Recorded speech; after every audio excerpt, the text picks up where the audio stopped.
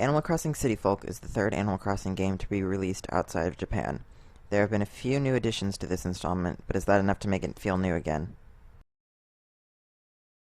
Nothing has changed since the first two times around in Animal Crossing. In City Folk, you're a human who has come to live in a town populated by animals. You come to the town with nothing but the shirt on your back and are expected to make a living by doing all sorts of random stuff throughout the town.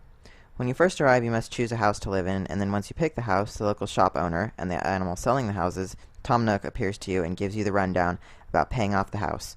That is essentially what Animal Crossing is all about. Do random stuff to get enough money to buy a really big house. You also have the option to visit a friend's town via Wi-Fi connection if you so choose.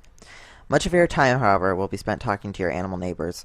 Sometimes their dialogue tends to repeat, though, more so than in the past two games, which is a good transition into City Folk's main issue. It doesn't do enough to make itself feel new.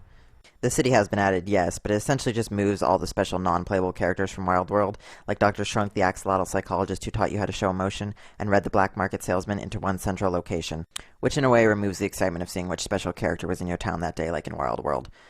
Wild World was missing some holidays and festivals that the original game had, but City Folk does add in some new festivals and holidays.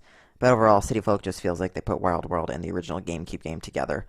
Those games were great, they really were, but if you already played them, there isn't a whole lot to be gained from City Folk. There are some cool features that are exclusive to City Folk, as the city does introduce some elements that weren't in the past two games, such as being able to change the color of your shoes, but the new things lose novelty a bit too quickly. The graphics in City Folk are nothing to be blown away by, but that's not really their purpose. They're cute and cartoony, and it suits the game's overall theme of just having fun in a town populated by cute animals. They work for what they are intended for, and that's really all we can ask. And just a side note, Animal Crossing does actually have some really great music as well that fits the adventures in your town. Animal Crossing City Folk is a very good game, but we've seen it before. If you haven't played both of the previous two games, you might enjoy it. If you haven't played either of the two games before it, then your chance of enjoying City Folk is greatly increased, and I would highly encourage you to check it out. Besides, it's one of the few Wii titles that Nintendo is now selling at a discounted price.